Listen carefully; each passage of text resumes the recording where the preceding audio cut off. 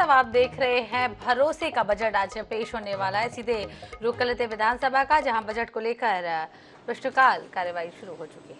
माननीय अध्यक्ष महोदय, माननीय मंत्री जी के द्वारा पहले प्रश्न की जवाब तो आ चुकी है, लेकिन माननीय अध्यक्ष महोदय, मैं आपके माध्यम से बताना चाहती हूँ कि मेरे क्षेत्र में जो माँ Lakshmi stone crusher Moora, Kapil mining stone crusher, Tirupati stone crusher, Arsan stone crusher Dhansuli, Vishwa Bharti stone crusher दोंदे, इनकी शिकायत मेरे द्वारा खुद की गई है। पंचायत से शिकायत आई थी और इसमें आज दिनांक तक कोई कार्रवाई नहीं हुई है। विभाग के द्वारा इसमें गलत जानकारी दी गई है। मैं निवेदन चाहती हूं कि इसको फिर से जांच करा के इनके ऊपर कार्रवाई किया जाए। माननीय मंत्री जी। सम्माननीय अध्यक्ष जी, कहाँ शिकायत किए हैं माननीय सदस्य जी बता दें, निश्चित तौर पे उस पर जांच करा लिया जाएगा।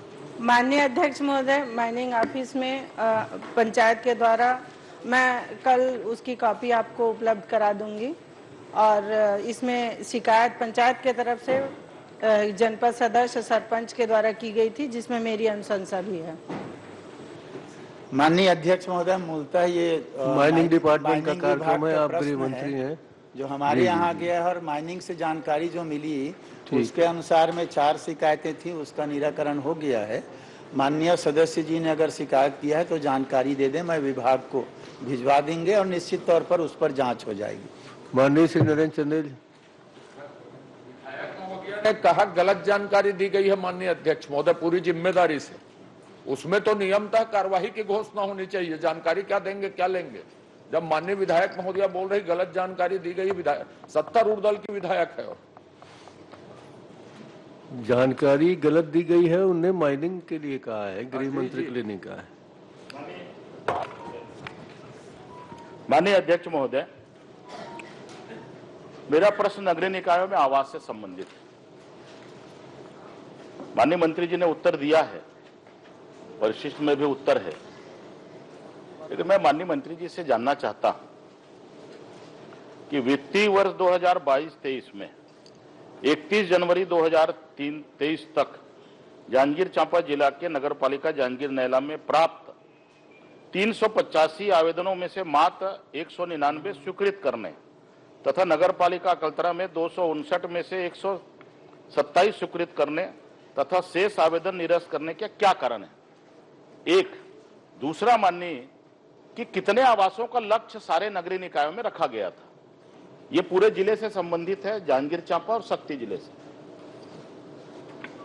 माननीय अध्यक्ष महोदय, मैंने माननीय सदस्य को पूरी जानकारी दी है और जांजगीर चांपा में इस जिले के जितने निकायों की जानकारी उन्होंने मांगी, मैंने उनको दे दी है। दूसरा, जांजगीर चांपा में 259, ये माननीय सदस्य बोल रहे हैं, ये सर्वे बेस्ड होता है, लक्ष्य बेस्ड नहीं होता। बीएलसी जो होता है वो सर्वे बेस्ड होता है, लक्ष्य बेस्ड नहीं होता। तो सर्वे में जितने नाम आए हैं उतने नाम जो डीपीआर में रहते हैं उसके आधार पर स्वीकृति की कार्रवाई की जाती है, उसी आधार पर स्वीकृत हुआ है। तो 2022-23 में 31/1/2023 तक स्वीकृत आवासों की संख्या जो है असेसमेंट सर्वे के आधार पर 259 है जांजगीर चांपा का। और आपने अकलतरा का पूछा है, 259 वहां का है, 127 जो है आवास स्वीकृत हुए हैं। इसमें कुछ कर्टेल हुए हैं, डीपीआर में कुछ जानकारी आई थी माननीय अध्यक्ष महोदय, और जो बचे हैं जांजगीर नैला के 186 और अकलतरा के 132, ये स्वीकृति के लिए गवर्नमेंट ऑफ इंडिया को भेजा गया है। अध्यक्ष महोदय, माननीय अध्यक्ष महोदय, कितने दिन से लंबित है और जो अस्वीकृत है उनके कारण क्या है? कोई ना कोई कारण तो होगा ना? हाँ बिल्कुल कोई कारण ना कोई वैधानिक कारण होगा। वो गरीब आदमी है, आवास की बात है, और सब मेरी जानकारी में 1.5 साल से ऊपर हो गए। तो आप लोगों ने कोई पत्राचार किया कि कब उसकी स्वीकृति प्राप्त होगी? अब तक स्वीकृति क्यों प्राप्त नहीं हुई है? माननीय मंत्री जी, एक मिनट। माननीय आवास में तो नेताजी खूब आप घर भी घेरे, खूब किए, इसके बाद भी नहीं निपट पाया। माननीय, मैं एक साथ मैं पूछ लेता हूं, बता देंगे। वित्तीय वर्ष 2021-22 में नगर पालिका जांजगीर नैलम में प्राप्त आवेदनों की संख्या 326 बताई गई है, जबकि वार्ड क्रमांक 14 में ही लगभग 30 से अधिक व्यक्तियों के आवेदन आज तक लंबित हैं। मेरे पास सूची भी है, मैं आपको अभी दे सकता हूं, सदन के पटल पर रख सकता हूं। तो आप बता दें कि अभी तक उनके आवेदनों पर क्या क्या कार्रवाई की गई है। ठीक है, आप जो बता रहे हैं, और निरस्त जो हुआ है उसके निरस्त होने के क्या कारण है? हाँ, निरस्त होने के कारण। हाँ, माननीय अध्यक्ष महोदय, डीपीआर बनता है, सर्वे होता है, उसके बाद स्वीकृति की कार्यवाही के लिए प्रस्ताव गवर्नमेंट ऑफ इंडिया को भेजा जाता है, और हमारे यहाँ से प्रस्ताव गवर्नमेंट ऑफ इंडिया को गया है और वहां से जब आएगी स्वीकृति तभी उन पर कार्य प्रारंभ होगा। और दूसरे बहुत सारे डीपीआर, माननीय अध्यक्ष महोदय, ये जो डीपीआर बने 2018 के पहले के हैं, उसमें बहुत सारे ऐसे जगहों में दे दिया गया है, डीपीआर बनाया गया है जो जमीन उसकी है ही नहीं, पक्के मकान हैं, तो उसमें स्वीकृति का प्रावधान ही नहीं है, इसलिए इसमें जो स्वीकृति है वो काटी गई है। माननीय अध्यक्ष महोदय। सौरभ सिंह जी। माननीय अध्यक्ष महोदय, आज के मेरे अतारांकित प्रश्न क्रमांक 1 में माननीय मंत्री जी का जवाब आया है। 2022-2023 में अकलतरा में 127 आवास स्वीकृत हुए हैं और बलौदा में 259 आवास स्वीकृत हुए हैं। स्वीकृति के विरुद्ध भुगतान 10 महीने में 0 है। तो मैं जानना चाहता हूं कि इन हितग्राहियों को भुगतान क्यों नहीं दिया गया 10 महीने में? आपने स्वीकृत किया, जो स्वीकृत किया उसका भुगतान क्यों नहीं हुआ? माननीय अध्यक्ष महोदय, भुगतान की एक निश्चित प्रक्रिया है। जैसे जो काम प्रारंभ करता है, फाउंडेशन लेवल तक हो जाता है, उसमें 25% राशि उपलब्ध कराने का है। अब जब काम ही प्रारंभ नहीं करेंगे, बहुत सारे जगहों में काम प्रारंभ नहीं किया गया है, इसलिए नहीं हुआ है, या जो लक्ष्य है उसके लिंटर लेवल तक काम हो गया है, तो उतने का भुगतान, जितना काम करेंगे उतना भुगतान होगा। मूल्यांकन सत्यापन के बाद भुगतान होता है। अध्यक्ष महोदय, 0 है, 0 जवाब में आया है, 0। एक हितग्राही को 1 रुपए नहीं दिया गया है। किसी हितग्राही को कुछ पैसा देता तो समझ में आता, एक हितग्राही को 1 रुपए नहीं दिया गया है। आप जवाब देख लीजिए। ठीक है, एक हितग्राही को 1 रुपए नहीं दिया गया, किसी भी हितग्राही को 1 भी रुपए नहीं दिया गया। क्यों नहीं दिया गया है? आप अपने वर्क प्रोग्रेस के हिसाब से पैसा दीजिए। आपके मोदी जी ने तो पूरा पैसा रोक के रखा हुआ था, इसीलिए तो लेट हुआ। ये क्या है? एक हितग्राही को 1 पैसा नहीं दिया गया। मैं माननीय मंत्री जी से जानना चाहता हूं क्यों नहीं दिया गया? माननीय अध्यक्ष महोदय, जब काम प्रारंभ नहीं हुआ है तो पैसा कैसे देंगे? काम प्रारंभ होगा तभी तो पैसा देंगे। माननीय अध्यक्ष महोदय, मैं गंभीरता से आरोप लगा रहा हूं। बलौदा नगर पालिका में 200 लोगों के प्रकरण को सीएमओ ने 2 महीने से पैसा नहीं मिलने के कारण, घूस का पैसा नहीं मिलने के कारण रोक कर रखा है प्रकरण। 200 प्रकरण बलौदा नगर पालिका में, और इसमें एडवांस देने का प्रावधान है। माननीय मंत्री जी बोल रहे हैं 0 एडवांस देने का प्रावधान है। आप एडवांस नहीं देंगे हितग्राही को तो हितग्राही काम कैसे चालू करेगा? कहाँ प्रावधान है? किस नियम में लिखा है एडवांस देने का? मैं आपको ये बोल रहा हूँ, 200 लोगों का प्रकरण बलौदा में आज दिनांक में पेंडिंग है, पर्ची मंगवा ले। माननीय अध्यक्ष महोदय, 200 पेन स्वीकृत है, काम प्रारंभ होगा तभी तो पैसा देंगे। प्रारंभ हो गया है, काम देखो, प्रारंभ हो गया है, काम वहां पर प्रारंभ हो गया है। सीएमओ ने फाइल रोक कर रखी है क्योंकि सीएमओ को जो मिलना है, जो अपेक्षा है, वो मिल नहीं रही। माननीय अध्यक्ष महोदय, आवास का मामला है, गरीबों का मामला है, क्या माननीय मंत्री जी पूरे प्रकरण की जांच कराएंगे क्या? चलिए आप पूछिए चंद्राकर जी। नहीं, मैं बता रहा हूँ। 0 क्यों है? शून्य क्यों है?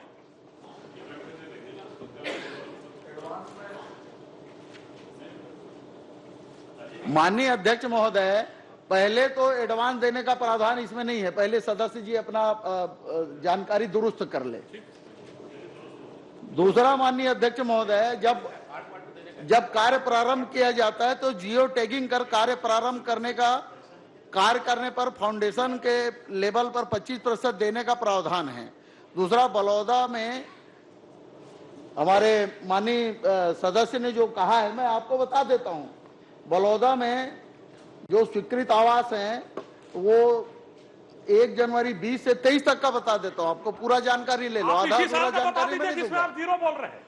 मैं आपसे आग्रह कर रहा हूं कि आप इसी साल का बता दीजिए भैया, जिसमें देखो, आप जवाब में जीरो बोल रहे हैं। सुनिए ना, सुनिए जिसमें ना। आप पैसा दे दिए, मैं नहीं बोल रहा हूं। इस साल का 11 महीने में आपने 1 रुपए नहीं दिया, इसी को पूछ रहा हूं मैं। इसी साल देखिए, का पूछ रहा हूं। वो प्रावधान ही है। एक तो मैं आपसे यही पूछ रहा हूं मैं कि इस आपको साल में आपने अभी क्यों नहीं बता- पैसा दिया? 11 महीने में आपने पैसा क्यों नहीं दिया हितग्राही को? इसी साल का बता दीजिए, पुराना छोड़। माननीय अध्यक्ष महोदय, गवर्नमेंट ऑफ इंडिया का नियम है जियो टैगिंग करने के बाद काम प्रारंभ करना है। अब जब जियो टैगिंग हुआ ही नहीं, काम प्रारंभ नहीं हुआ, तो पैसा कैसे माननीय देंगे? अध्यक्ष महोदय, मैं जिम्मेदारी के साथ कर रहा हूं, मंत्री जी जांच करा ले। 200 जगह पर की फाइल रुकी हुई है, सारे प्रकरणों में जियो टैगिंग हो गई है, सारे प्रकरणों में काम चालू हो गया। मंत्री जी जांच करवा लेना, सीएमओ को क्यों बता रहे हैं मंत्री जी? अगर काम प्रारंभ हो गया है तो उसका मूल्यांकन कर लेंगे, लिंटल लेवल तक आएगा तो पेमेंट कर देंगे, उसमें कोई दिक्कत नहीं है। 200 लोगों की फाइल पेंडिंग है, मंत्री जी चेक करवा ले। मंत्री जी का ये छोटा मामला है, मंत्री जी तक नहीं आता, वो नीचे में निपटा देते हैं उस मामले को। चलिए चंद्राकर जी, वो भी मामला आता है। चंद्राकर जी बोलिए।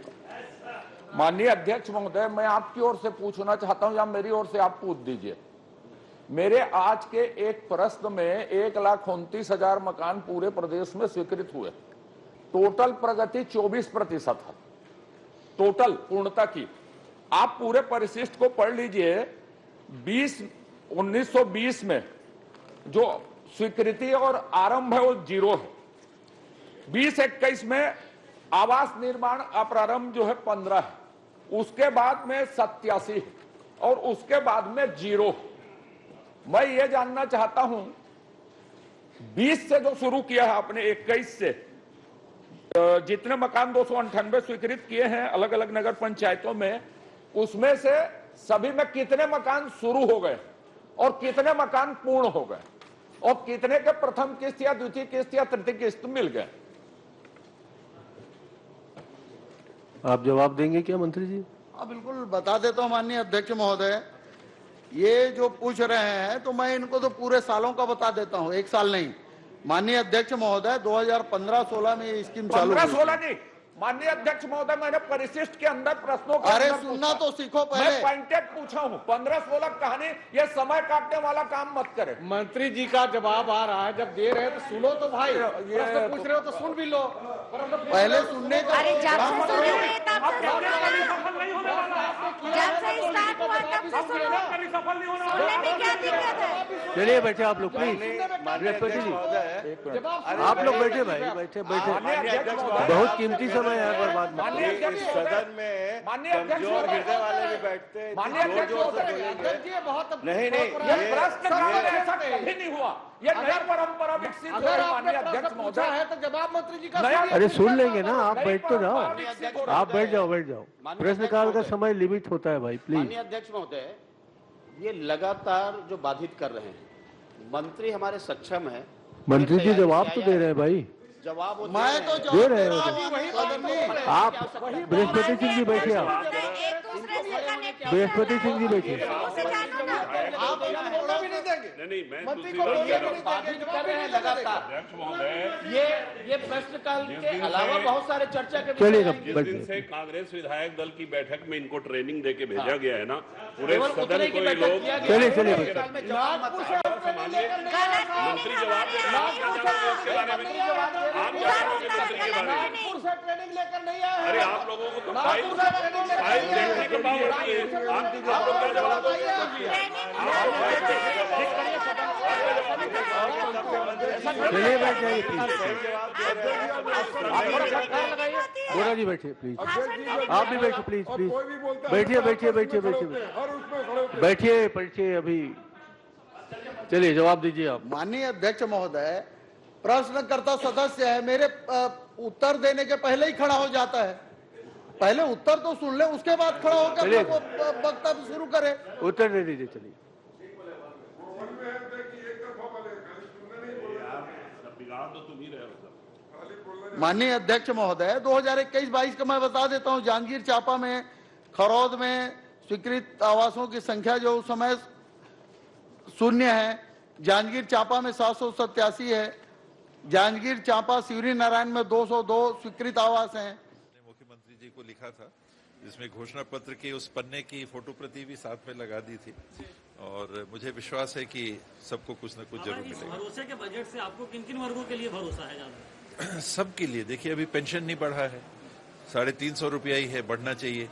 कर्मचारियों के लिए है, उन डेली वेजेस वाले हैं, नियमितीकरण की कुछ बातें हैं, कुछ उसमें झलकना चाहिए। स्वास्थ्य है, शिक्षा है, रूटीन है, ये आएंगे ही। बेरोजगारी भत्ता मुख्यमंत्री जी घोषणा कर ही चुके हैं, तो वो निश्चित रूप से वो आएगा। महिलाओं के लिए अलग से कुछ होगा क्या? 8 तारीख को अंतर्राष्ट्रीय महिला दिवस भी है, ये आज सामने आ जाएगा। तो आपने सुना जिस तरीके से स्वास्थ्य मंत्री है,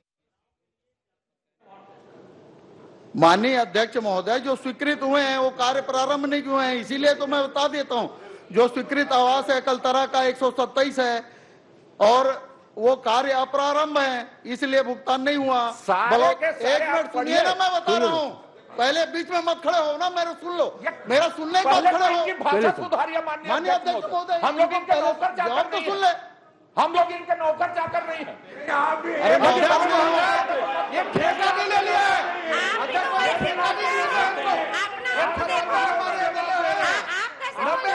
का सदन है, 2 लोग ठेका नहीं लेंगे। करने में जा रही है, 4 लोग ठेका ले लिए, किसी को नहीं बोलने देने का। चंद्राकर जी, 90 लोगों का सदस्य, 90 लोगों की विधानसभा है, सबको बोलने का। 4 लोग ठेका ले लिए। सदस्य बैठे हैं, प्लीज। सब सम्मानित सदस्य बैठे हैं, कोई किसी का नौकर चाकर नहीं। बैठे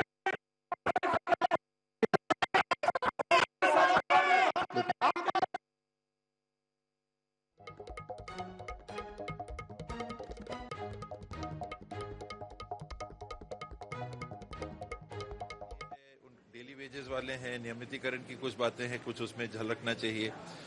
स्वास्थ्य है, शिक्षा है, रूटीन है, ये आएंगे ही।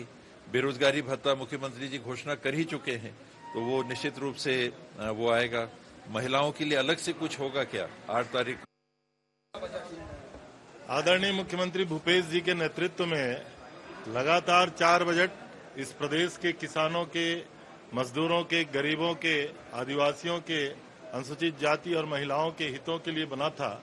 इस बार हम चुनाव में भी जा रहे हैं और माननीय भूपेश बघेल जी का इस कार्यकाल का अंतिम बजट है। हम लोग जिस तरीके से कह रहे हैं कि बेहद भरोसे का बजट है, कल्याणकारी सारे कार्यक्रम इसमें निहित किए गए हैं। वैसे भी छत्तीसगढ़ में किसानों के लिए, गरीबों के लिए, मजदूरों के लिए विभिन्न योजनाएं हैं, लेकिन अब आप देखिएगा इसमें कर्मचारियों के हितों में, गरीबों के हितों में, आवासहीनों के हितों में और किसानों के लिए, नौजवानों के लिए बहुत सारी सौगातें आपको देखने को मिलेंगी। मुझे लगता है कि विपक्ष की समझ में कुछ आएगा नहीं। छत्तीसगढ़ के किसानों को 1.5 लाख करोड़ रुपया दिया जा चुका है, उसके बाद भी विपक्ष कहते हैं कि बजट में कोई प्रावधान नहीं है, तो मैं समझता हूं ये उनकी विवेक पे इसको मैं छोड़ता हूं। कर्मचारी उम्मीद लगाए बैठे हैं, निश्चित रूप से अनेकों लाभ और कर्मचारी के हितों का फैसला इस बजट में आपको दिखाई देगा। तो आपने सुना पृथक जिस तरीके से संसदीय कार्य सभी वर्गों के लिए इस बजट में कुछ न कुछ होगा, लेकिन विपक्ष के जवाब पर उन्हें साफ तौर पर ये कहते हुए नजर आ रहे हैं कि विपक्ष जो दादी कैसे देखते हैं इस बजट को, क्या कितनी उम्मीदें हैं लोगों को? छत्तीसगढ़िया सबसे बढ़िया, हमारा मुख्यमंत्री सबसे बढ़िया, हिंदुस्तान के नंबर 1 मुख्यमंत्री, नंबर 1 बजट। सबसे ज्यादा फायदा मिलेगा इस बजट से? आज सभी वर्गों को, आपको भी, मेरे को भी, तुम्हारा भी, सबको, और खासकर धर्मलाल कौशिक को ज्यादा फायदा मिलेगा। बिल्कुल, हमारे साथ धर्मलाल कौशिक, जिनका कहना है कि आज के बजट में सभी वर्गों को कुछ न कुछ फायदा मिलेगा और ये बजट जो है वो भरोसे का बजट है। कैमरामैन मलकीत के साथ स्वप्निल गोरखड़े, आनंद न्यूज, रायपुर। बजट को लेकर सत्ता पक्ष और विपक्ष ने क्या कुछ कहा है, चलिए आपको सुनाते हैं। कैसा रहेगा बजट, इस वक्त बताने के लिए हमारे साथ गृह मंत्री ताम्रध्वज साहू जी मौजूद हैं। कैसा रहेगा सर, भरोसे का बजट कहा जा रहा है? भरोसे का बजट जब नया नारा दिया गया है तो पूरी छत्तीसगढ़ की जनता को भरोसा करना चाहिए। हमारे मुख्यमंत्री माननीय भूपेश बघेल जी जमीनी हकीकत को जानते हैं और अब तक 4 साल योजनाएं उसी प्रकार उन्होंने बनाई है, तो इस बजट को भी बहुत अच्छा बनाया। तो भरोसे का बजट होगा ये कहा जा रहा है गृह मंत्री ताम्रध्वज साहू के द्वारा। कैमरामैन इकराम कुरैशी के साथ मोहन मरकाम यहाँ पर पहुंच चुके हैं, देखा जा सकता है यहाँ पर पहुंच। अध्यक्ष जी, भरोसे का बजट आप लोगों ने कहा है, कितना भरोसा? छत्तीसगढ़ के भरोसे का बजट 2023-24 का बजट होगा। माननीय मुख्यमंत्री भूपेश बघेल साहब जो आज 5वीं बजट जो प्रस्तुत करेंगे उसमें छत्तीसगढ़ के किसान हो, मजदूर हो, नगर पंचायतों में गरीबों से पहले पैसा लेता है, उसके बाद आवाज स्वीकृत करने की बात करता है। और हम मंत्री जी से जवाब के संतुष्ट हैं, हम मंत्री जी से संतुष्ट हैं जवाब से। हम चाहते हैं कि इसकी पूरी जांच निष्पक्ष जांच और हम मंत्री जी से जवाब नहीं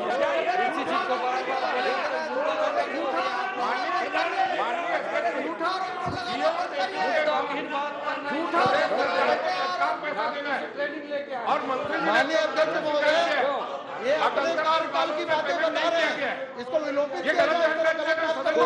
बिना प्रमाणित जो भी ऐसे शब्द आए हैं इस प्रकार उनको विलोपित करता हूँ। सदन को गुमराह करना, हम मंत्री जी के जवाब से संतुष्ट हैं और हम सदन से बहिर्गमन करते हैं।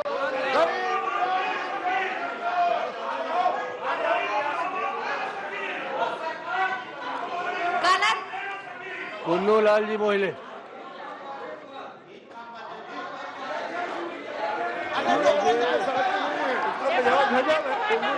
नहीं ऐसा मत, प्लीज ऐसा मत करें।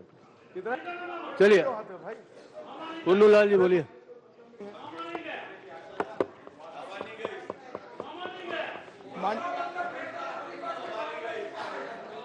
माननीय अध्यक्ष महोदय, धार्मिक, ऐतिहासिक एवं पर्यटन स्थल के लिए 3 स्थान का मतलब चिन्हांकित किया गया है, जिसमें है अचानक मार, लोरमी और श्वेतगंगा। ये कब से किया गया है, चिन्हांकित घोषित किया गया है और शासन की मंशा क्या है? पर्यटन स्थल मात्र घोषित किया जाता है कि वहाँ के निर्माण कार्यों के लिए, वहाँ रख रखाव के लिए, जीर्णोद्धार के लिए या रिसोर्ट के लिए क्या राशि दी जाती है कि नहीं, मैं आपसे जानना चाहता हूँ। सम्माननीय अध्यक्ष जी, इन तीनों स्थलों को जो चिन्हांकित किया गया है उसका दिनांक है अचानक मार को 2002 में, लोरमी को 2002 में, सेद गंगा को 8/11/2010। और रही सवाल इन जगहों के राशि का, काम का, तो जैसी जैसी कलेक्टर से प्रतिवेदन आते जाता है उसके अनुसार अपने बजट के प्रबंधन के हिसाब से हम लोग राशि स्वीकृत करते हैं। माननीय अध्यक्ष महोदय, मैंने खुद स्वतः दिया है, मंत्री जी को पूर्व में दिया था। यहाँ तक और बता दूं, इनके सिवा अगर मैं फिर कहूँ, जैसे जैसे कलेक्टर को दिया जाता है, कलेक्टर से प्रस्ताव आता है और जनप्रतिनिधि के प्रस्ताव को स्वीकार करते हैं, सिर्फ कलेक्टर की बात को मानते हैं। प्रस्ताव जनप्रतिनिधि का आता है, उसको कलेक्टर को परीक्षण करके, जांच करके लिखने के लिए भेजा जाता है। कलेक्टर अपनी ओर से भी भेज सकते हैं अगर उनको लगता है तो। परीक्षण करने के बाद हम लोग यहाँ पर उसको बजट के हिसाब से राशि स्वीकृत करते हैं। जैसा आपने नीचे प्रश्न में खुद ही कहा है कि इन 3 जगहों की जानकारी दी, फिर नीचे आपने 5 जगह के लिए पूछा कि इसमें राशि कितनी स्वीकृत गई, उसका भी मैंने उल्लेख किया है। सेद गंगा में सामुदायिक भवन 5 लाख, खर्रा घाट 10 लाख, देवगांव 5 लाख, चकरभाटा 5 लाख। और ये आप मंत्री थे, आपके कार्यकाल की स्वीकृति है, आपने राशि जारी नहीं करवाई। माननीय 2021 का आपके मतलब विभाग का पत्र है, इसमें स्वीकृति का भी किया है और राशि के अभाव में नहीं दिया गया, ऐसा आपका तो अपने शासनकाल निकल गया, उसके बाद भी हुआ है। तो मैं आपसे जानना चाहता हूं क्या राशि उपलब्ध कराएंगे? पर यह मैं कहना चाहूंगा, आप गए थे नवागांव करवा माता जी के जयंती में, धार्मिक स्थल में, उस समय भी आपने वहां आश्वासन पर्यटन के स्थल के लिए आपने आपको मांग की गई थी। उसके बाद लालपुर है, अमर टापू है और अमोरा, इनको क्या पर्यटन स्थल घोषित करेंगे या परीक्षण स्थल जांच करके राशि दिलाएंगे क्या? माननीय अध्यक्ष महोदय, जो भी उपाध्यक्ष महोदय, जो प्रस्ताव माननीय विधायक जी ने, वरिष्ठ सदस्य ने रखा है, वो जानकारी आ गई है मेरे पास। मैं उनको परीक्षण के लिए भेज दूंगा। भुवनेश्वर सोहाराम बघेल जी, पूछने दीजिए। ठीक, उधर उत्तर 1 मिनट। चलिए, आप पूछ लीजिए, मैं बाद में पूछ। चलिए आप पूछ लीजिए, मूल करता आप बाद में। ये 5 स्थानों के लिए आपने 4 स्थानों की राशि स्वीकृति की है। दूसरा, क्या उस राशि को स्वीकृति कर रहे हैं या दे रहे हैं कि नहीं, आपसे जानना चाहता हूँ। चलिए मंत्री जी। माननीय उपाध्यक्ष महोदय, इनके कार्यकाल का है, ये राशि जारी नहीं की है, पर हम लोग जरूर ये जो स्वीकृति है वो राशि दे दें। धर्मजीत सिंह, अब एक प्रश्न आने दीजिए उनका, फिर आपको देंगे ना, समय देंगे। उपाध्यक्ष महोदय, मुंगेली जिले के पर्यटन के दृष्टि से जो भी जगह चिन्हित हैं वो बहुत महत्वपूर्ण है। वहाँ पर कोई फैक्ट्री वगैरह नहीं है, कोई माइंस खदान नहीं है, वो सिर्फ खेती और पर्यटन स्थल के लिए जाना जाता है। इस सदन में मैं कम से कम 20 बार माननीय मंत्री जी से बोला हूँ कि अचानक मार, खुड़िया और जो मोहल्ले जी बता रहे हैं वो सब धार्मिक और सौंदर्य और प्राकृतिक परिपूर्ण से भरे हुए हैं, तो अचानक मार्ग में तो एक झोपड़ी तक नहीं बना है। ये तो मान के चलिए, और आप चाहेंगे भी तो नहीं बनवा सकते, क्योंकि वहाँ अधिनायकवादी कानून चलता है। लेकिन खुड़िया में आपके डिपार्टमेंट के लोगों ने जो जवाब दिया, आपको मैं बताना चाहता हूँ कि वहाँ पर 5 एकड़ जमीन एडवांस पोजेशन कलेक्टर से हम लोगों ने दिलवाया है। आपको इसमें जिक्र होना था, आपके जवाब में इस बात का जिक्र होना चाहिए कि 5 एकड़ खुड़िया के राजीव गांधी जी के नाम से वो डैम है और राजीव गांधी जी के नाम का जलाशय, वहां पर भी आपने 2 रुपया नहीं दिया। 4 साल में सिर्फ कलेक्टर प्रतिवेदन देगा कि विधानसभा में हम जो बोल रहे हैं वो ज्यादा महत्वपूर्ण है। परंतु आपकी सरकार मुंगेली जिले से नफरत करती है। वो इसलिए नफरत करती है कि वहां पर तीनों विधायक हैं, तीनों आपकी पार्टी के नहीं हैं। इसलिए मैं आपसे ये निवेदन करना चाहता हूं कि समय सीमा बताया जाना संभव नहीं है, ऐसा लिख देने से काम नहीं चलेगा। आप ये बोलिए कि अभी जो बजट आएगा, आपके टूरिज्म को जो पैसा मिलेगा उसमें खुड़िया और अचानक मार और बाकी अन्य जगहों के लिए राशि देंगे कि नहीं देंगे, इसकी घोषणा आप करिए। आप कैबिनेट मंत्री हैं, सरकार के अंग हैं, आपको इधर उधर दायां बायां पूछने की भी आवश्यकता नहीं है। आप बहुत वरिष्ठ आदमी हैं, इसलिए आपसे हम आग्रह कर रहे हैं कि हमारे लोगों का क्या दोष है कि पर्यटन में जब इतना आपका विज्ञापन होर्डिंग छपता है, करोड़ों रुपया खर्चा कर दिए, हजारों करोड़ खर्चा हो गया, तो मुंगेली वालों ने क्या गलती कर दिया है जो उनको आप पैसा नहीं देंगे? और कोई 100-200 करोड़ मांग नहीं रहे हैं, थोड़ा छोटा छोटा काम तो कर दो। राजीव गांधी के जलाशय में राजीव गांधी जी की मूर्ति लगी है, वहां पर जब लोग जाते हैं तो खेत के मेड़ में और पत्थर के ऊपर बैठ के खाना खाते हैं। एक वहां पर छोटा सा पर्यटन कुटीर भी आप नहीं बनवा सकते। 4 साल में आपने एक झोपड़ी तक नहीं बनवाया वहां पर, तो ये हम लोगों के लिए बहुत दुखदाई है। मैं आपसे ये चाहता हूं कि आप सदन में खड़े होकर जिम्मेदारी से ये बोले कि इन सभी पर्यटन स्थलों पर कुछ न कुछ पर्यटन के काम के लिए निर्माण किए जाएंगे। चलिए मंत्री जी। माननीय उपाध्यक्ष महोदय, सबसे पहले तो माननीय विद्वान सदस्य ने जो कहा कि मुंगेली के प्रति ये सरकार भेदभाव करती है, ये पूर्णतः गलत है। हम लोग पूरे प्रदेश के 90 विधानसभा क्षेत्र में हमारी सरकार, हमारे मुख्यमंत्री, हमारे सभी मंत्रीगण अपने अपने विभाग की पूरी जिम्मेदारी से हम लोग काम कर रहे हैं। रही सवाल पर्यटन की बातों का कि पिछले जब हमारी सरकार आई, प्रारंभ में 1 साल हमें काम करने का अवसर मिला, 1.5 साल कोरोना में सारे कामकाज बंद हो गए और उसके बाद अब हम लोगों ने काम शुरू किया तो निश्चित तौर पर आप देखेंगे 14 जगह का विकसित हम लोगों ने कर दिया है। ट्राइबल टूरिज्म सर्किट के अंतर्गत हम लोग डोंगरगढ़ का काम हम लोगों ने हाथ में ले लिया है, सिरपुर का हमारा प्रोजेक्ट बना के हम लोगों ने भेज दिया है।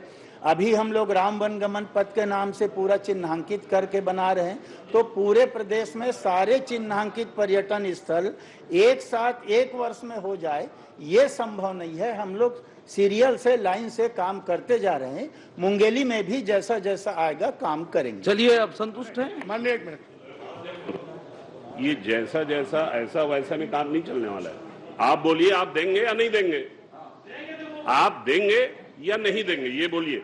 अरे आप तो, आपका मोटल सरगांव के पास है, उसमें सांप, बिच्छू, गंजेड़ी, नशेड़ी सब बैठे हुए हैं, उसी को तो साफ करवा दीजिए आप। कांग्रेस राज में बना था क्या वो मोटल? चलिए, आप एक प्रश्न करिए, फिर उत्तर दें। वही आपका तो वहाँ अगर आके छिप जाए कोई लश्करे तोयबा का आदमी, वहाँ छिप जाए तो 1 साल तक पुलिस आपका भी वही प्रश्न है और उनका भी है, तो एक साथ जवाब देंगे। चलिए, आप बोलिए। जिले में चलिए, आप जवाब तो दीजिए ठीक से। आ जाएगा, वही है, उनका भी मांग वही है। जो आप दे भी देंगे तो कौन सा कर लेंगे? 3 महीने बाद तो आपका सबका पावर भी सीज हो जाएगा। चलिए मंत्री जी, आचार संहिता लगे।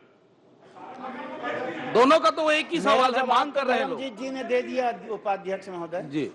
माननीय उपाध्यक्ष महोदय, धर्मजीत भाई, आपको चंद्राकर जी का असर नजर आते दिखलाई दे रहा है। आप तो ऐसे न, चलिए, आप प्रश्नकाल है, थोड़ा सा बैठ जाइए। प्रश्नकाल महत्वपूर्ण छोड़ो, काल है। अभी देखो इधर आपका काउंट चलिए, अंतिम अवसर है। देखो 4 साल बहुत मजा किए हो। अब मैं आगे बढ़ूंगा, क्या होगा?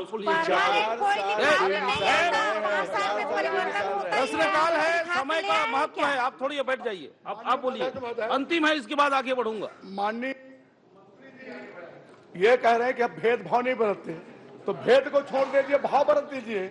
और भाव करके जो पर्यटन स्थल के आपने घोषित किया है, उसके रिसोर्ट है, संडास की व्यवस्था है, वहाँ का कुंड में राम जानकी मंदिर है, जीर्णोद्धार है, इनके लिए आप कम से कम बता दीजिए करेंगे कि नहीं करेंगे। अब वे कहते हैं क्रमानुसार, कहते हैं हम किस क्रम में बता दीजिए, हमारा क्रम क्या है? एक कनक सुनबे का 15 साल ले काय करे इसका मंत्री रहे, 10 साल ले तो ए बाबा ये 10 साल और 15 साल ले काय करे तो। चलिए, आप बैठ जाइए। मंत्री जी, मैडम, 4 साल में तुलसी चौरा नहीं बनवा पाए। इतने शर्म की बात है कि इन किसी भी पर्यटन स्थल में टूरिज्म बोर्ड ने 4 साल में तुलसी का चबूतरा तक नहीं बनवाया है। वहाँ की पब्लिक को आप इसी तरीके से देखना चाहते हैं? चलिए, कुछ बोल रहे हैं हमारे मंत्री में तो बहुत। चलिए, आप हमारे मंत्री जी। अभी उत्तर में आदरणीय पर्यटन मंत्री जी ने बताया ना, राम वन गमन पथ पूरा हम बना रहे हैं। राम जी आपके मुंगेली जिला गए नहीं तो हम लोग क्या करें बताइए? अरे तो ये सब, ये पर्यटन मंत्री जी मुंगेली जिला बहुत जाते हैं। चलिए, अब अगला बैठ जाइए। राम जी, भुवनेश्वर सोवाराम बघेल जी, राम जी तो चंद्रशेखर साहब हो ना, चंदखुरी वहां भी नहीं गए। चलिए, हो गया आपका, बहुत हो गया। आपको उत्तर दूंगा भाई। अरे उत्तर आ गया, वो बोल दिए। अब चलिए, कौशल्या माता बोले जी, आगे आपको उत्तर बता दूंगा। बोले चलिए, एक प्रश्न कीजिए। चलो, चलिए, एक प्रश्न कीजिए। अजय चंद्राकर जानकी जी का मंदिर है, आप लोग एक एक करके बोलिए ना, सब लोग एक साथ बोलते हो। कौशल्या माता जी का मंदिर है, उनका जन्म स्थान है, रामचंद्र जी की माता का जन्म स्थान है। दोनों को आग्रह कर रहा हूँ, 1000 साल से ज्यादा पुराना श्री राम जानकी। आप लोग एक एक करके बोलिए, ऐसे में कैसे प्रश्न उत्तर आएगा? ओ धर्म भैया, अपने पड़ोसी को तो बताओ। नकली राम भक्ति मत करिए ना, असली राम भक्ति करिए। धर्म भैया, अपने पड़ोसी को बताओ। चलिए मंत्री जी, कौशल्या माता जी का चलिए, आप सोवाराम बघेल जी, बाबा आ गया, बाबा सब आ गया इसमें। अब उसके पास अब उत्तर ही नहीं है, बता रहे हो जाएगा। पर्यटन स्थल की आपकी मांग है, हो जाएगा। चलिए, भुवनेश्वर बघेल साहब तो झूठ बोले। अरे बहुत 20 मिनट हो गया। चलिए, आप बोलिए। आदरणीय उपाध्यक्ष जी, आप शांत रहिए। मेरा प्रश्न राजनांदगांव जिले के पुरातात्विक जो स्थान है उसके संवर्धन और संरक्षण के लिए है। मैं जवाब से संतुष्ट हूं, लेकिन मंत्री जी से पूछना चाहता हूं कि राज्य शासन द्वारा संचालित पुरातात्विक धरोहर के साथ साथ लगभग 45 असंरक्षित धरोहर भी उपलब्ध है। ये मूर्तियां 11वीं शताब्दी से लेकर 16वीं शताब्दी तक है। इसमें डोंगरगढ़ की रणचंडी मंदिर के पीछे रखी हुई प्राचीन मूर्तियां हैं। इसमें भैरव, चामुंडा, शिवलिंग, योद्धा, उपासक आदि है। इसी प्रकार तोतलबहरी, कन्हार गांव, कोकट्टा, ढारा में रखी हुई योद्धा, उपासक, सती आदि की प्राचीन मूर्तियां भी है। उपाध्यक्ष महोदय, मूर्तियां गोपालपुर की प्राचीन अष्टधातु गणेश जी की प्रतिमा है। सिंगारपुर में बजरंगबली की प्राचीन प्रतिमा, खैरागढ़ में गातापार जंगल, लिमऊ टोला, लक्षणा गाड़ा घाट, कुकरापाट, प्रधान पाट आदि स्थानों में दुर्लभ प्राचीन प्रतिमा प्राप्त हुई है, जिन्हें चिन्हांकित कर शासन की रिपोर्ट प्रेषित किया गया है, जिसे जिले में ऐसी संरक्षित असंरक्षित धरोहर को पुरातत्व संचालनालय द्वारा रायपुर द्वारा निर्देश पर 2003 से अब तक लगभग 4 बार सर्वे किया जा चुका है। एक मिनट, ये प्रश्न कर रहे हैं कि जवाब दे रहे हैं? आप सीधा प्रश्न कीजिए। मैं प्रश्न कर रहा हूँ, थोड़ा बताने के बाद प्रश्न लगा। चलिए आप सीधा प्रश्न कीजिए ना। मैं अब नए सदस्य हैं, थोड़ा सा लगता है नहीं, उनको। प्रश्न करे में रखना है, पढ़े मत। नहीं उनको क्या प्रश्न करेंगे उसमें तो लिख दिया 1 रुपया। बघेल जी नए सदस्य है, थोड़ा सा मैडम जगह को चिन्हांकित किया हूं। आप थोड़ा सा डायरेक्ट पूछिए, पॉइंटेड प्रश्न पूछिए। मैं मंत्री जी से प्रश्न करता हूं कि इन्हें राज्य शासन द्वारा संचालित संरक्षित घोषित करने की क्या योजना है तथा शासन द्वारा संरक्षण प्रदान करने कब तक आदेशित किया जाएगा? मंत्री जी। माननीय उपाध्यक्ष महोदय, माननीय सदस्य ने जो प्रश्न किया था वो तो जानकारी निरंक है, लेकिन अभी कुछ नई बातों के बारे में उन्होंने जानकारी दी है, मैं इसका परीक्षण करा लूंगा। ठीक है, अगला शिवरतन शर्मा जी। माननीय अध्यक्ष जी, माननीय उपाध्यक्ष जी, मैंने जो प्रश्न किया है कस्टम मिलिंग के दर के संबंध में, माननीय मंत्री जी ने जवाब दिया है अरवा का 10 रुपए और उसना का 20 रुपए मिलिंग है 21-22 और 22-23 में। इसमें प्रदेश सरकार दोनों सत्रों में प्रोत्साहन राशि कितनी दे रही है मिलर्स को, एक, और दूसरा जो मिलर्स को प्रोत्साहन राशि देने के बाद कटौती कौन सी कर रही है, बारदाने गोरा में किस दर पे कटौती कर रही है, ये जानकारी दे दीजिए। मंत्री जी। माननीय उपाध्यक्ष महोदय, प्रोत्साहन राशि 120 रुपए प्रति क्विंटल के हिसाब से है और अलग अलग नॉर्म्स में जिसमें कमी पाई जाती है कटौती केवल इसमें होती है और स्पेशल कोई कटौती का कोई नियम नहीं। मेरा प्रश्न 21-22 और 22-23 दोनों के लिए, क्या 21-22 में भी 120 रुपए दे रहे हैं आप प्रोत्साहन राशि? ये 22-23 के लिए, मैंने 21-22 दोनों का पूछा है ना। तो मेरा प्रश्न 22-23 में दिया जा रहा है 120 रुपए और 21-22 में क्या दे रहे हैं?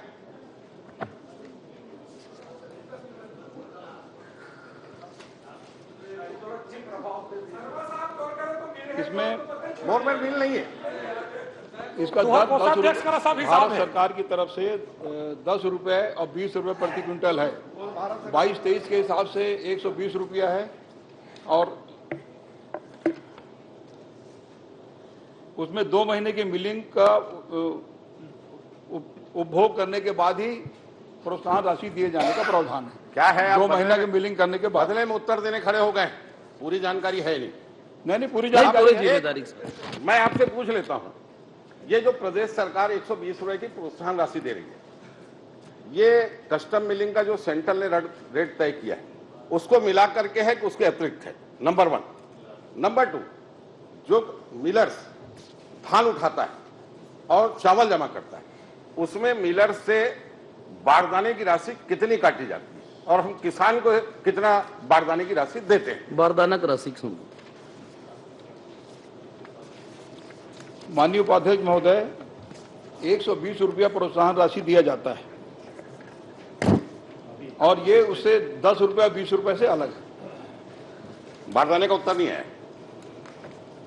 चलिए बारदाना बता दीजिए, अंतिम प्रश्न है आपका। नहीं अरे प्रश्न एक ही 2 प्रश्न हुआ है माननीय उपाध्यक्ष जी। अब नहीं, अकबर भाई तो 2000 से 2003 तक खाद्य मंत्री रहे। अच्छा उत्तर दे रहे हैं, आपको क्या दिक्कत? बारदाना बता रहे हैं। माननीय मंत्री जी की प्रतिभा पे कोई प्रश्न चिन्ह लगा ही नहीं सकता।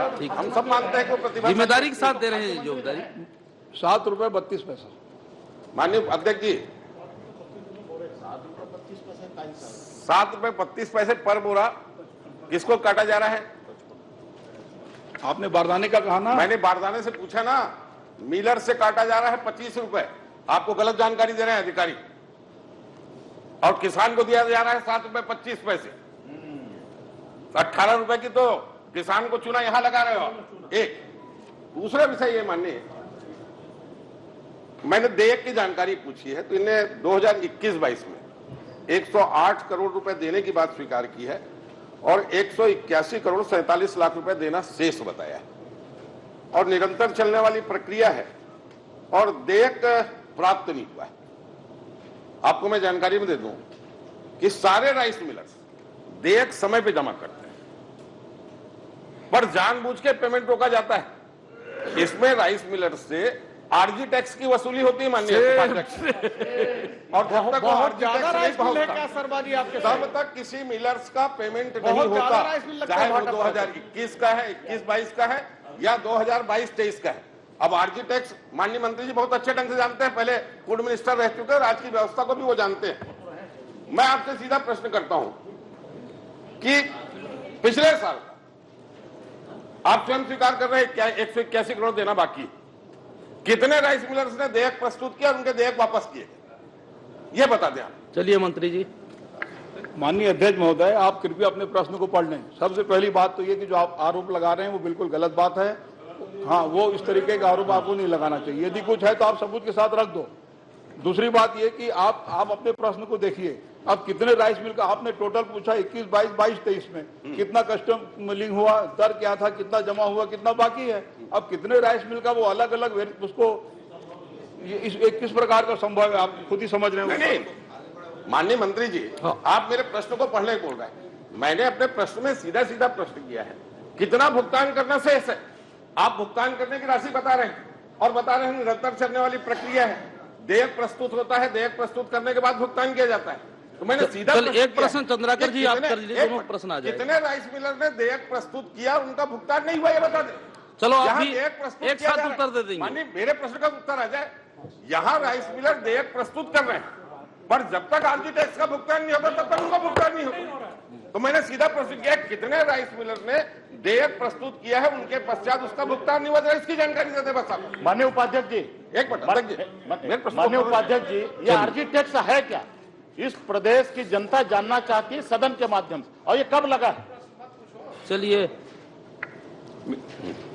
माननीय उपाध्यक्ष महोदय, 21-22 में 2035 पंजीकृत किसान हैं, ये पंजीकृत मिलर, और 22-23 में 2290, टोटल 108 करोड़ रुपए का भुगतान देना बाकी है। अब उसमें कितने किसान, आप अपने मूल प्रश्न को तो देखिए कि अलग अलग कितने, क्या इस तरीके का कुछ नहीं है, टोटल कितना बाकी है।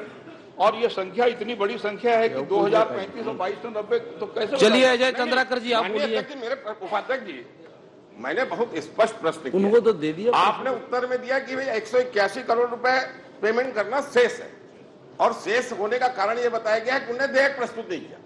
मैं जिम्मेदारी के साथ बोलता हूं कि छत्तीसगढ़ के सारे राइस मिलर ने 21-22 का देयक प्रस्तुत किया है और उनका पेमेंट नहीं किया जा रहा है।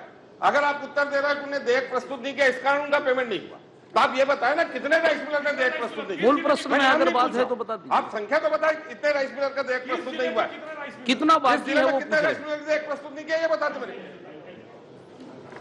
माननीय अध्यक्ष महोदय, जो जवाब दिया गया बिल्कुल सही है, जिसका चलिए अजय चंद्राकर जी आप बोलिए।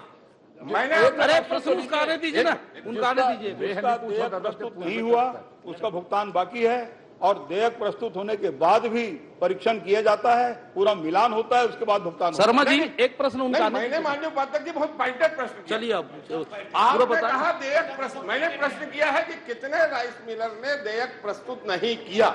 एक शब्द में एक प्रश्न सीधा सीधा। आप बोल रहे हैं देयक प्रस्तुत नहीं हुआ इसलिए हमने उनको पेमेंट नहीं किया, कितने ने प्रस्तुत नहीं किया ये बता दीजिए ना मुझे। माननीय उपाध्यक्ष महोदय, जिले द्वारा मुख्यालय को ऑनलाइन प्रेषित बिल 289, जिले द्वारा मुख्यालय को ऑनलाइन प्रेषित बिल के विरुद्ध भुगतान हेतु शेष 366 करोड़। चलिए आप अजय चंद्राकर जी आप पूछिए। अरे एक एक करके पूछिए आप आगे। भाई ऐसे भी कैसे उत्तर आएगा? माननीय उपाध्यक्ष महोदय, माननीय मंत्री जी ने एक चीज एक्सेप्ट की है कि सारी चीज ऑनलाइन है, आगे है, बाकी लोगों के पास सारी चीज ऑनलाइन है, घुमा क्यों रहे हैं सब? कृपया एक एक करके पूछिए तब आएगा।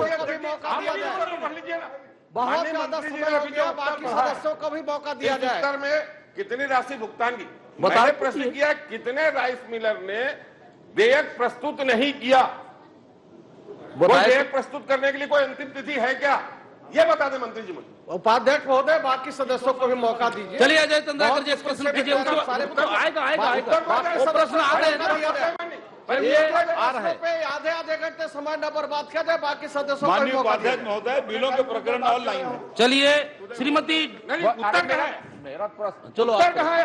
आप तो एक एक करके पूछिए, आगे बढ़ूंगा। मंत्री जी का उत्तर तो सुन लीजिए।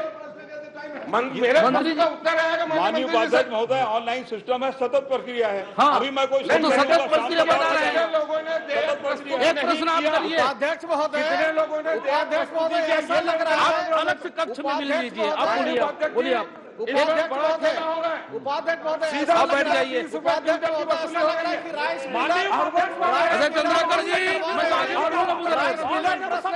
अरे आप अकेले आप बैठ जाइए। बृहस्पति जी बैठिए। प्रश्नकाल है, प्रश्नकाल है। प्रश्न करवा रहे हैं, मैं समझ, चल बैठिए। प्रश्न ऐसा लग रहा है कि राइस मिलर लोग प्रश्न करवा रहे हैं। अब वो सब मैं प्रश्न करता हूँ। आप प्रश्नकाल में बाधित न करें। अजय चंद्राकर जी,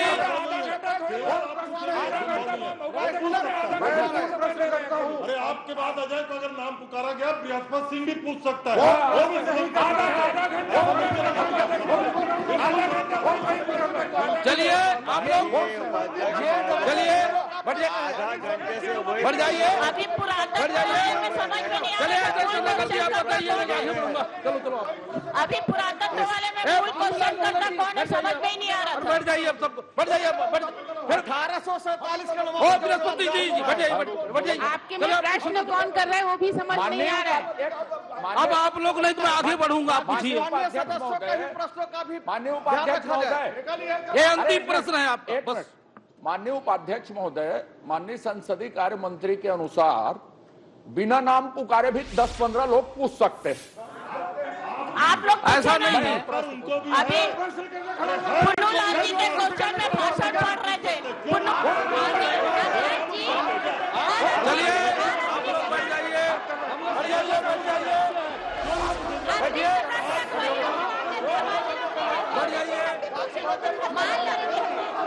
अरे आप लोग बैठिए। हम लोग बिना ट्रेनिंग के बैठ जाइए। अरे आप बैठ जाइए। प्रश्नकाल है, 12 मिनट बाकी है, रुक जाइए और प्रश्न आएगा। माननीय उपाध्यक्ष आप इधर उधर बात मत करिए, प्रश्न माननीय उपाध्यक्ष महोदय, मैं पूछ रहा हूँ, पॉइंटेड प्रश्न पूछिए। आप तो आला दर्जे के आलिम। अरे आप बैठ जाइए, आप पॉइंटेड प्रश्न पूछिए। पूछ रहा हूँ ना मैं तो, आप आला दर्जे के आलिम। आप कुल मिला के रंजनाथ क्वेश्चन नहीं आने दे रहे हैं। प्रश्न का महत्वपूर्ण काल है, प्रश्नकाल महत्वपूर्ण काल होता है, समय का महत्व नहीं है। नए सदस्य लोग भी लगाए लाइन में है अभी। माननीय उपाध्यक्ष महोदय,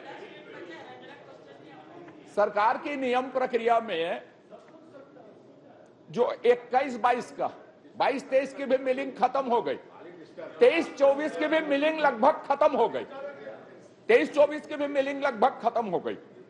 तो 21-22 के 181.47 करोड़ बाकी है। मैं माननीय मंत्री जी से यह जानना चाहता हूं कि भुगतान करने की प्रक्रिया क्या है, देयक की जांच करने के बाद कितने दिन में भुगतान कर देने के निर्देश हैं, और यदि उन निर्देशों का पालन नहीं किया गया है तो किसी कर्मचारी अधिकारी के ऊपर कार्रवाई आज तक की गई है क्या? चलिए अंतिम प्रश्न कि ऐसे ही इंडेफिनिट रखा जाता है 2-2 साल तक। चलिए मंत्री जी अंतिम। माननीय उपाध्यक्ष महोदय, सबसे पहले तो माननीय सूर्यकांत शर्मा जी ने जो कहा कि 20 रुपए क्विंटल के कारण उसको रोका जाता है, इसको विलोपित होना चाहिए या कोई सबूत है तो आप रख दो। एक बात विलोपित किया जाए, सही बात है, विलोपित किया जाए। इन लोग को जब से दूसरी बात अनर्गल बयानबाजी, अनर्गल बयान, झूठे बातों पे आरोप लगाना, झूठ की तो कोई सीमा नहीं है। लोग इतना झूठ बोलेंगे। चलिए श्रीमती रंजना जितेंद्र साहू जी, श्रीमती रंजना टिपेन साहू जी 20 मिनट 25 मिनट आगे और क्या प्रश्न बताएंगे? आप लोग शांत रहिए, प्रश्न आने दीजिए। आप लोगों को माननीय उपाध्यक्ष महोदय वापस ले कैसे कर सकते हैं उसको विलोपित कैसे माननीय उपाध्यक्ष महोदय अरे भाई बृहस्पति सिंह जी शांत रहे, प्रश्नकाल है, महत्वपूर्ण काल होता है। आप सीनियर सदस्य हैं, प्रश्न दे रहे हैं मंत्री जी, ऐसा नहीं होता।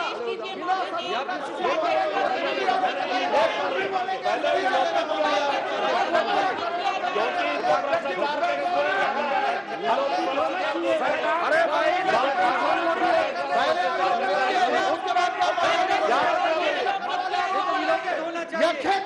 अरे मैं बैठिए, सुनिए तो मेरी बात को। अरे आप किस तरह का आरोप लगा सकते हो? मैं दिखवा लेता हूँ।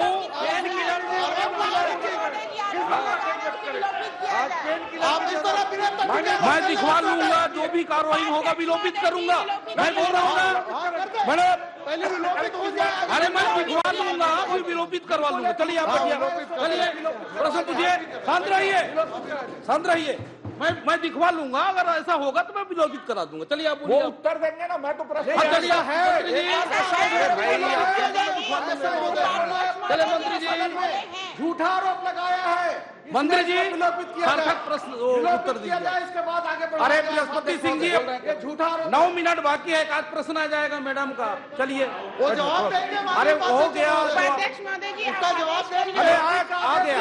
अरे मंत्री जी जवाब दे रहे भाई, अनावश्यक खड़ा मत करो। अरे हो गया, विलोपित कर देंगे। चलिए बैठ जाइए, बैठ जाइए, बैठ जाइए। अरे आप बैठ जाइए, मैं फिर स्थगित कर दूंगा।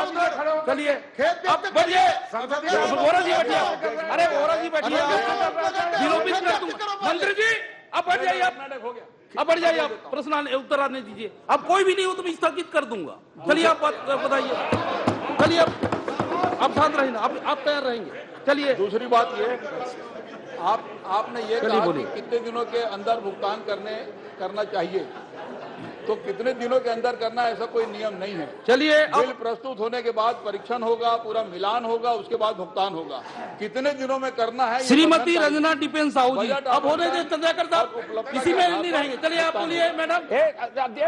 अरे प्रश्न आ गया, इसी में पूरा प्रश्न आ गया। आप शांत रहिए, अब शांत रहिए, अब कोई भी सदस्य नहीं उठेंगे, शांत रहिए।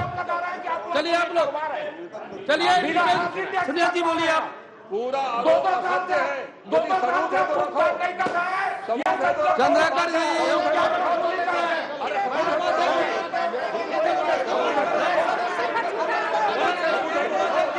श्रीमती रंजना टिपेन साहू जी, श्रीमती रंजना टिपेन साहू जी, मैं आगे बढ़ रहा हूँ। क्या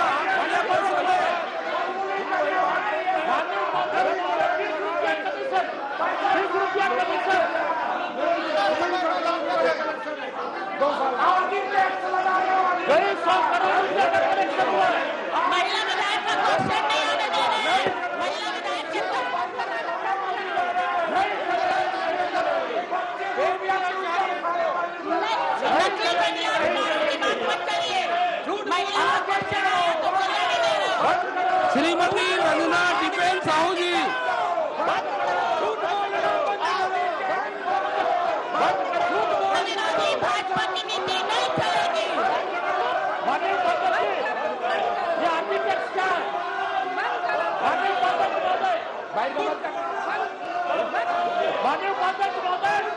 मंत्री जी का उत्तर नहीं आया और ये आर्किटेक्ट है क्या?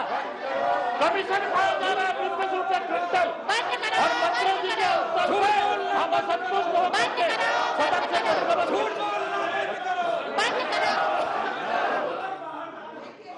श्रीमती रंजना टिपेन साहू जी,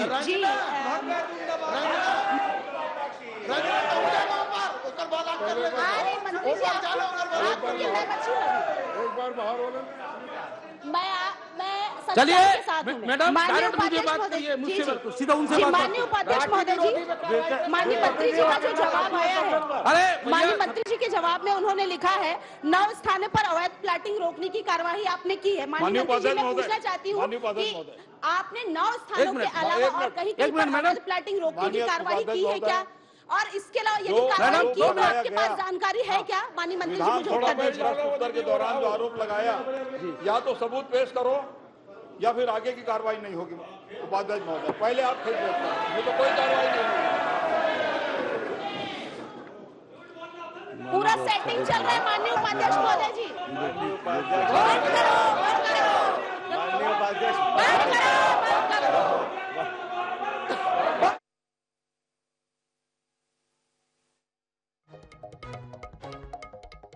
तस्वीर आपको दिखा रहे हैं और आपको बता दें कि मुख्यमंत्री भूपेश बघेल जो है वो विधानसभा पहुंच चुके हैं और आपको बता दें कि कुछ ही देर में जो है उनका बजट भाषण शुरू होने वाला है। और बता दें मुख्यमंत्री भूपेश बघेल मौजूदा सरकार का आखिरी बजट जो है सोमवार यानी आज 12:30 बजे पेश करेंगे और ये अब तक का सबसे बड़ा बजट जो है वो माना जा रहा है। आपको बता दें कि सीधी तस्वीर आप देख सकते हैं जहां मुख्यमंत्री भूपेश बघेल विधानसभा पहुंच चुके हैं और कुछ ही देर में जो है उनका बजट भाषण शुरू होने वाला है। तो आपको बता दें कि सोमवार यानी आज 12:30 बजे जो है मौजूदा सरकार का आखिरी बजट पेश होने वाला है। कई सारी उम्मीदें जनता को इस बजट से लगी हुई है और आपको बता दें कि अब तक का सबसे बड़ा बजट जो है ये माना जा रहा है। और देखने वाली बात होगी मुख्यमंत्री के बजट भाषण में क्या कुछ बजट को लेकर के प्रावधान किए गए हैं, क्या कुछ बजट को लेकर के जनता की उम्मीदों पर ये बजट कितना खड़ा उतरता है, ये बिल्कुल देखने वाली बात होगी। छत्तीसगढ़ सरकार इसे भरोसे का बजट नाम दे रही है, लेकिन कितना भरोसे पर ये बजट उतरता है ये बजट पेश होने के बाद ही पता चल पाएगा। जनता की कई सारी उम्मीदें जो है वो इस बजट से लगी हुई। और एक बार फिर आपको बता दें कि मौजूदा सरकार यानी कि मुख्यमंत्री भूपेश बघेल मौजूदा सरकार का आखिरी बजट जो है वो पेश होने वाला है। कुछ ही देर में मुख्यमंत्री अपना बजट भाषण जो है वो शुरू कर देंगे। चुनावी साल कोई नया कर लागू नहीं होने और अनियमित कर्मचारियों को नियमित करने की उम्मीद जो है इस बजट से दर्शाई जा रही है। और ये तस्वीरें आपको एक्सक्लूसिव तस्वीर INS 24/7 पर आप देख सकते हैं जहां मुख्यमंत्री भूपेश बघेल जो है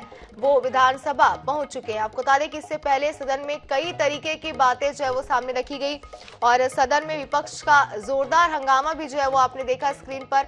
और इस वक्त ये आप देख सकते हैं एक्सक्लूसिव तस्वीरें आपको दिखा रहे हैं जहां मुख्यमंत्री भूपेश बघेल जो है वो विधानसभा पहुंच चुके हैं। तो आपको बता दें कि मुख्यमंत्री भूपेश बघेल ने पहले भी बजट को लेकर के कई सारी बातें कही थी और उन्होंने कहा था कि आने वाला बजट सपनों को नई हकीकत देने वाला बजट होगा। तो बिल्कुल ये देखने वाली बात होगी बजट पेश होने के बाद जनता की उम्मीदें जो है वो कितनी सही साबित होती है। तो आपको बता दें ये सीधी तस्वीरें एक्सक्लूसिव तस्वीरें आप INS 24/7 पर देख सकते हैं। मुख्यमंत्री भूपेश बघेल जो है वो विधानसभा पहुंच चुके हैं। कुछ ही देर में जो है छत्तीसगढ़ का बजट पेश हो जाएगा और जनता की कई सारी उम्मीदें जो है इस बजट से लगी हुई है।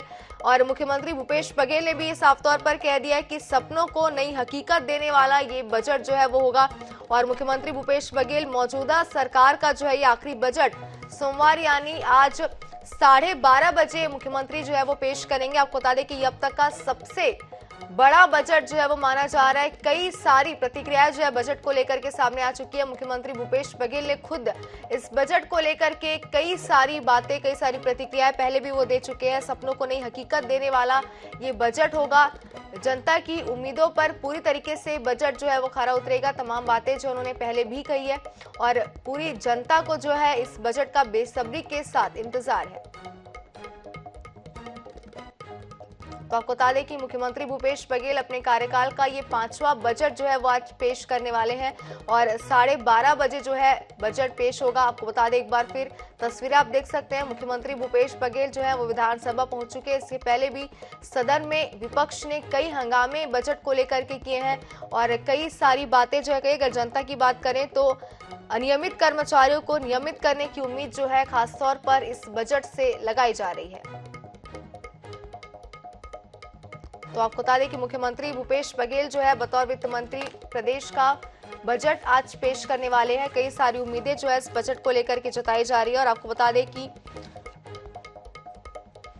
मुख्यमंत्री भूपेश बघेल ने आने वाले बजट को नई हकीकत देने की बात जो है वो कही थी और भरोसे का बजट जो है कांग्रेस की सरकार इस बजट को कह रही है और बजट पेश होने के बाद ही जो है ये देखा जाएगा कि कितना उम्मीदें जो जनता को इस बजट से लगी हुई है कितनी वो पूरी होती है। और सीधी तस्वीर आप देख सकते हैं जहां मुख्यमंत्री भूपेश बघेल जो है वो विधानसभा में पहुंच चुके हैं। कुछ ही देर में जो है प्रदेश का बजट पेश हो जाएगा।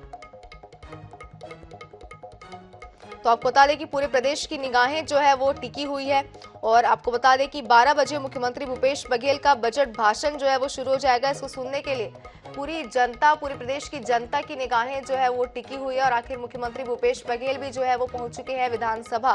कुछ ही देर में उनका बजट भाषण जो है वो शुरू हो जाएगा। और आपको बता दें क्योंकि मुख्यमंत्री भूपेश बघेल के कार्यकाल का ये आखिरी बजट है और कांग्रेस सरकार के पास वादे पूरे करने का भी इसे अंतिम मौका ही कहा जा रहा है। यही शायद कारण है कि कई सारी उम्मीदें जो है वो इस बजट से लगाई जा रही है। तो आपको बता दें कि कांग्रेस सरकार के पास वादे पूरे करने का ये अंतिम मौका है, इसलिए इस बजट के कई मायनों में इस बजट को जो है वो खास माना जा रहा है।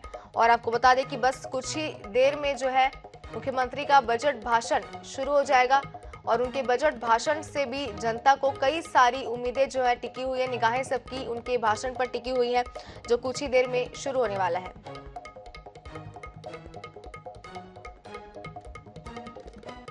तो आपको बता दें कि ये बताया जा रहा है कि इस साल छत्तीसगढ़ के बजट का आकार 1,20,000 करोड़ के आसपास का या इससे ज्यादा का भी हो सकता है। इस तरीके की बातें जो है वो लगातार सामने आ रही है और कांग्रेस ने बजट से पहले इसे भरोसे का बजट जो है वो बता दिया और सबसे बड़ा बजट जो है वो अब तक का इसे बताया जा रहा है। और कांग्रेस की इस तरीके की प्रतिक्रियाएं से कई सारी उम्मीदें जो है लोगों की और भी ज्यादा बढ़ गई है प्रदेश की जनता की इस बजट को लेकर के। कुछ ही देर में मुख्यमंत्री जो है वो बजट भाषण अपना शुरू कर देंगे और आपको बता दें बजट इस वक्त बताने के लिए हमारे साथ गृह मंत्री ताम्रध्वज साहू जी मौजूद हैं। कैसा रहेगा सर भरोसे का बजट कहा जा रहा है? भरोसे का बजट जब नया नारा दिया गया है तो पूरी छत्तीसगढ़ की जनता को भरोसा करना चाहिए। हमारे मुख्यमंत्री माननीय भूपेश बघेल जी जमीनी हकीकत को जानते हैं और अब तक 4 साल योजनाएं उसी प्रकार उन्होंने बनाई है तो इस बजट को भी बहुत अच्छा बनाया। तो भरोसे का बजट होगा ये कहा जा रहा है गृह मंत्री ताम्रध्वज साहू के द्वारा। कैमरामैन इकराम कुरैशी के साथ गौरव शर्मा, न्यूज़ रायपुर। बजट के दिन मैं समझता हूँ कि आज किसानों के लिए बजट होगा तो यहाँ के किसान के वेश में आया हूँ। होली का रंग वही दिखाएंगे जहाँ पे कार्यक्रम होगा। लोगों को काफी उम्मीदें हैं इस बजट से। उम्मीद रखना चाहिए और विश्वास है कि माननीय भूपेश बघेल जी उनकी उम्मीदों पर खरे उतरेंगे।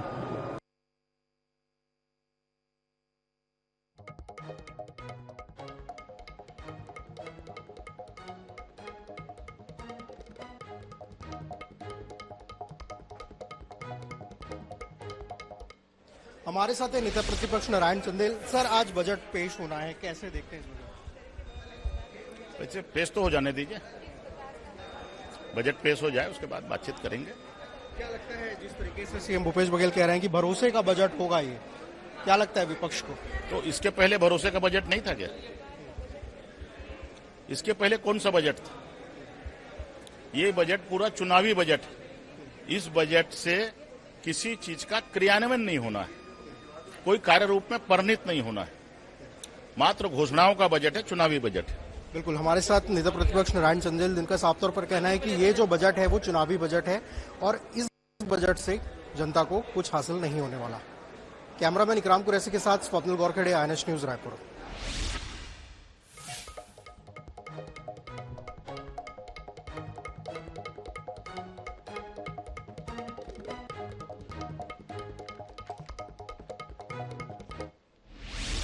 विधायक विकास उपाध्याय भी पहुंच गए हैं। संसदीय सचिव विकास उपाध्याय पहुंच गए, सीधे उनसे जानते हैं इस बजट को मुख्यमंत्री जी ने भरोसे का बजट कहा है। किन किन वर्गों के भरोसे पर खरा उतरने जा रहा है ये बजट? देखिए 15 साल भारतीय जनता पार्टी की सरकार थी और 4 साल हुए हैं कांग्रेस पार्टी की सरकार है। मैं समझता हूं कि आम आदमी से जुड़े मुद्दों पर हम लोगों ने लड़ाई लड़ी थी और बजट भी लगातार जो आ रहे हैं उसी से संबंधित आ रहे हैं। कोई भी व्यक्ति यहाँ नाखुश नहीं रहेगा और जिस प्रकार से भूपेश बघेल जी ने ग्राउंड पर काम किया है और चुनाव के पहले जन घोषणा पत्र हम लोगों ने बनाया था, सब लोगों के पास गए थे, एक विश्वास जनता ने जाहिर किया था, उसी विश्वास का बजट है और इसीलिए उसको भरोसे का बजट कहा जा रहा है। और लोग ये भी कहते हैं भूपेश है तो भरोसा है। तो कांग्रेस पार्टी के लोग हैं, जब हम 3 बार से सरकार में नहीं थे, जनता के बीच में जाकर हम लोगों ने बात कही है और जनता ने हमको निर्वाचित भी किया, ज्यादा सीट पर हम लोग बहुमत से ज्यादा सीट पर चुनाव जीत कर आए। उसके बाद नगर निगम, नगर पालिका, जिला पंचायत के भी चुनाव में 100% कांग्रेस पार्टी चुनाव जीती है। तो बजट भी उसी के अनुरूप रहेगा।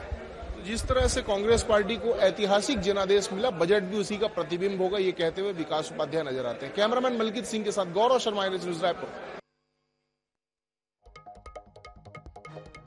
वर्ष 2023-24 का बजट आज पेश करेंगे और वे अब से कुछ देर बाद जो है सीएम हाउस से निकलेंगे। आप देख सकते हैं सीएम हाउस के गेट भी खुल चुके हैं और थोड़ी देर बाद मुख्यमंत्री भूपेश बघेल यहां से रवाना होंगे। यह उनके कार्यकाल का अंतिम बजट है और इस बजट को लेकर कहीं ना कहीं पूरे प्रदेशवासियों की निगाहें, और यह भी कहा जा रहा है कि यह समावेशी बजट है और इस बजट में जो है काफी लोगों को जो है काफी उम्मीदें हैं और जो उम्मीदें हैं वह भी इस बजट से पूरी होगी। और आप देख सकते हैं कि यहाँ पर जो मुख्यमंत्री का काफिला निकल रहा है। मुख्यमंत्री सीधे विधानसभा रवाना होंगे और 12:30 बजे मुख्यमंत्री 2023-24 का बजट जो है विधानसभा में प्रस्तुत करेंगे। और आप देख सकते हैं यहाँ पर काफिला जो है निकल चुका है और जैसे ही मुख्यमंत्री विधानसभा पहुंचेंगे इसके बाद जो है वे बजट प्रस्तुत करेंगे। वहीं कांग्रेस की ओर से कहा जा रहा है कि यह जो है भरोसे का बजट है और जो है छत्तीसगढ़ वासियों की जो उम्मीदें लगी हुई है इस बजट से वह जो है यह इस बजट में पूर्ति होगी। और आप देख सकते हैं मुख्यमंत्री जी कुछ बोलिए। मुख्यमंत्री जी आप देख सकते हैं कि मुख्यमंत्री यहाँ से निकल चुके हैं और वे जो है कहीं ना कहीं जो है रवाना हो रहे हैं। फिलहाल जो है मुख्यमंत्री का काफिला रवाना हो चुका है। फिलहाल मुख्यमंत्री ने कुछ भी कहने से अभी इनकार कर दिया और गाड़ियों का कारकेट जो है सीधे विधानसभा की ओर निकल चुका है। मुख्यमंत्री 12:30 बजे बजट प्रस्तुत करेंगे। बताया जा रहा है कि यह बजट जो है 1,10,000 करोड़ से अधिक का बजट होगा। यह जो है कि अब तक का जो है छत्तीसगढ़ के इतिहास का सबसे बड़ा बजट भी होगा। कैमरामैन अरुण साहू के साथ मनोज नायक, INH न्यूज रायपुर।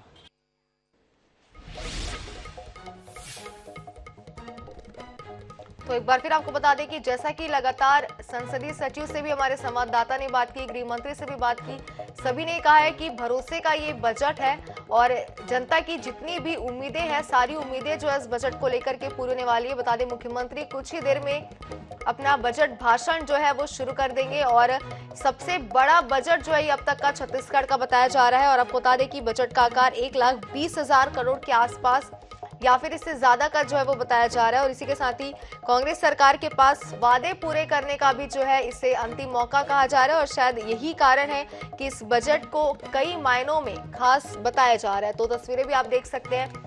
मुख्यमंत्री भूपेश बघेल जो है वो कुछ ही देर में बजट पेश करने जा रहे हैं और उनका बजट भाषण जो है वो कुछ ही देर में शुरू होने वाला है, जिस पर सभी की निगाहें, पूरे प्रदेशवासियों की निगाहें जो है वो टिकी हुई है।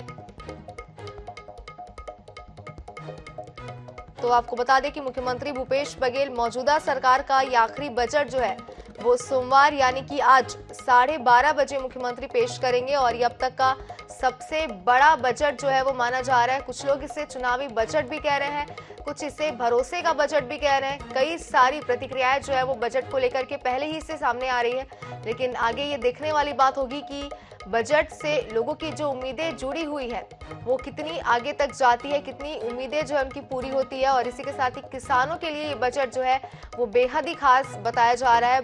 किसानों के लिए कई तरीके के प्रावधान, योजनाएं, तमाम चीजें जो है वो लाई जाएंगी, ये बताया जा रहा है। और किसानों को खास तौर पर इससे ज्यादा उम्मीदें इस बजट को लेकर के। और इसी के साथ ही आपको बता दें सदन में विपक्ष ने पहले भी हंगामा किया है बजट को लेकर के और मुख्यमंत्री भूपेश बघेल आखिरकार जो है वो कुछ ही देर में अपना बजट भाषण पूरा कर देंगे। जितनी प्रतिक्रियाएं आ रही है उसमें से कौन सी प्रतिक्रियाएं सही है, बजट कितनी उम्मीदों पर खरा उतरता है, ये तमाम चीजें जो है वो कुछ ही देर में क्लियर हो जाएंगी और मुख्यमंत्री जो है बजट भाषण अपना कुछ ही देर में शुरू करने वाले हैं। तो आपको एक बार फिर बता दें कि मुख्यमंत्री भूपेश बघेल बतौर वित्त मंत्री सोमवार यानी कि आज 5वीं बार बजट पेश करने वाले हैं। विधानसभा में सोमवार दोपहर 12 बजे मुख्यमंत्री भूपेश बघेल का जो है वो बजट भाषण शुरू होने वाले, यानी कि कुछ ही देर में जो है वो शुरू हो जाएगा। और आपको बता दें इसको सुनने के लिए पूरे प्रदेश की निगाहें जो है वो टिकी हुई है, जहां मुख्यमंत्री भूपेश बघेल के कार्यकाल का ये आखिरी बजट है। शायद इसीलिए इसे कहा जा रहा है कि लोगों की उम्मीदें इससे जुड़ी हुई है।